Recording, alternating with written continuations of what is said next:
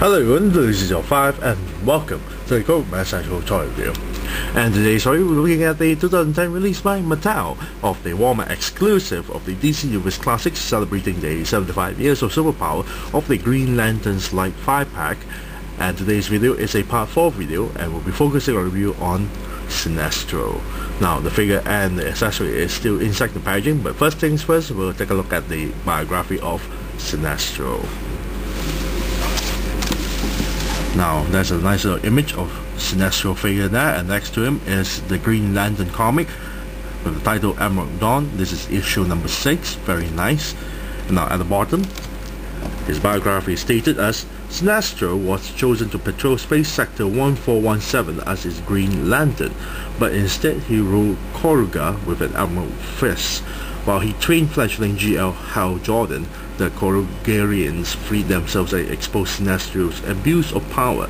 The Guardians of the Universe stripped Sinestro of his mantle and power ring, subsequently banishing him to the antimatter universe of Quad. Very nice. So without further ado, let's open up this packaging and free Sinestro out from packaging and molest the figure. Be right back. And we're back after the figure and the accessory out from packaging. Now let's take a look at the Green Lantern accessory there. Now I don't want to go into too much details into the lantern itself because it's already packed in with Hal Jordan, Tomari and John Stewart. So the lantern itself is actually painted in metallic green paint job, and you have a handle there that actually can swivel 360 degrees. And Sinestro can actually hold it onto his left hand. As you can see, the left hand here is an open grip. All you have to do is just pull the 4 fingers apart, slip in the handle, and you can hold it quite well. And you can pull it out quite easily.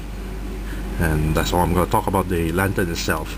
Now let's take a look at the figure's paint job. Now the body itself is basically the same as Hal Jordan and Tomari. Not much of changes. The torso here is all in green plastic, but you can see that the Green Lantern logo is painted in the middle of the chest there. The side of the ribs is painted in black.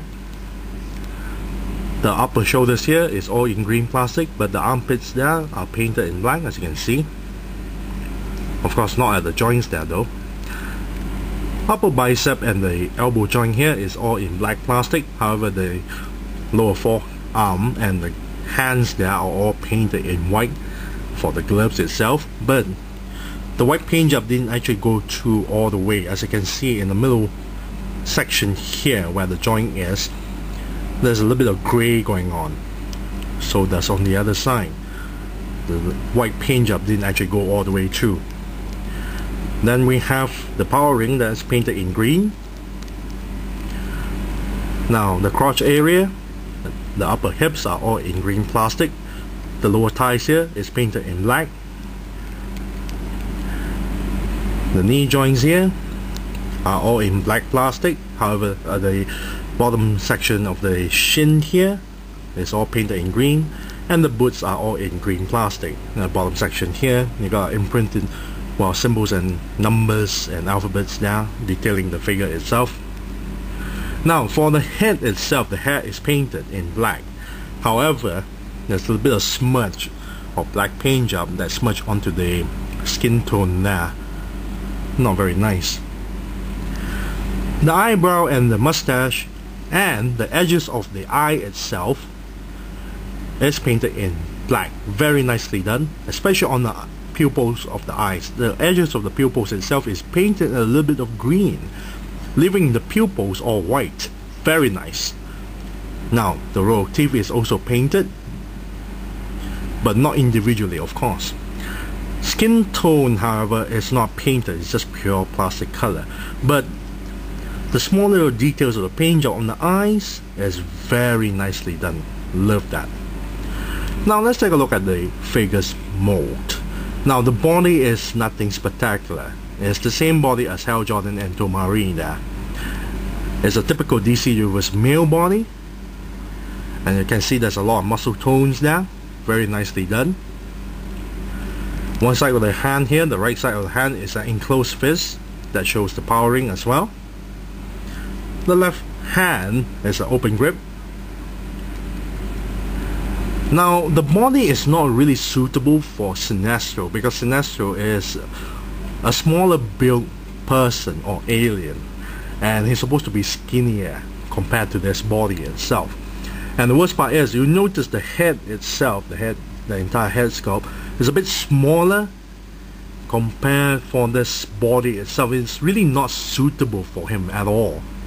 And speaking of the head sculpt is actually very nicely done. The hair has a lot of nice details for the hairline. The side of the ears are nicely sculpted. The eyebrows is also nicely done, especially when he make this really angry look, and you can see the wrinkles in the middle of the forehead itself, very nice. The eyes is very well done, so that's the rest of the face itself. You can see that Sinestro is really angry. Hey, well, with a sinister looking face, no pun intended.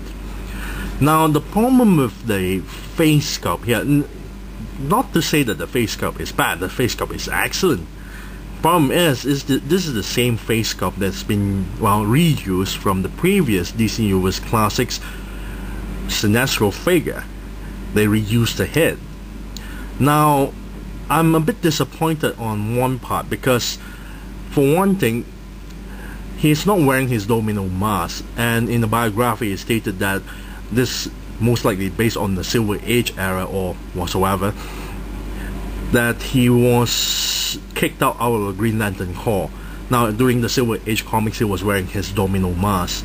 Most likely this version is based on the modern version, most probably the earlier 2000 comics where Sinestro is not wearing his domino mask. But there are some issues that Sinestro did wore his domino mask during the 2000 up until now, at least one of the comics itself. So I'm a little bit disappointed that he's not wearing his domino mask there. Now let's take a look at the figure's articulation. Now the head is actually quite nice. You can pivot the head all the way up for him to do the flight stand, pivot the head all the way down, turn the head 360 degrees. Torso here can move forward and backwards, but there's not a lot of friction there, because when you push it forward it tends to move back a little bit. I assume the paint issues inside there, or maybe the joint starts to get a little bit damaged. The waist joint here turn 360 degrees. Shoulder joints here can turn 360 degrees and move the arms this far, close this far, or close this far. Upper bicep here turn 360 degrees. Elbow joint here bend this far. Wrist joint here turn 360 degrees. Hip joints here move forward, back a little bit, spread the legs this far, but it's very loose as you can see now. Lower thighs here can turn 360 degrees. Knee joint can bend this far, and ankle joint can pivot downwards and upwards. Overall, the figure is a little bit disappointing, especially for Sinestro figure. The body is not his size. He's a bit big on a small head, and I'm a bit disappointed that he's not wearing his domino mask. And I really don't want Sinestro in his modern interpretation. I prefer Sinestro during his, or when he was in the Green Lantern Corps, he was wearing his domino mask, something like how Jordan would. So that's a little bit disappointing. But if what Mattel intended to have this figure, this character to be, not wearing the domino mask, and another excuse not to recreate a new head sculpt for Sinestro because they are being cheap, so maybe that's one of the reasons itself. So if I'm going to give a rating on this, the figure is okay. It's just a little bit disappointing, and some parts are loose there. Torso joint here is not really that great. Some of the paint job, like the face tone paint job, is not painted. It's a bit disappointing. So if I'm going to give a rating of this, it's okay. I'll give it a 5 out of 10 for Sinestro there. So I thank you all for watching. This is Lucy05, and I'm signing off.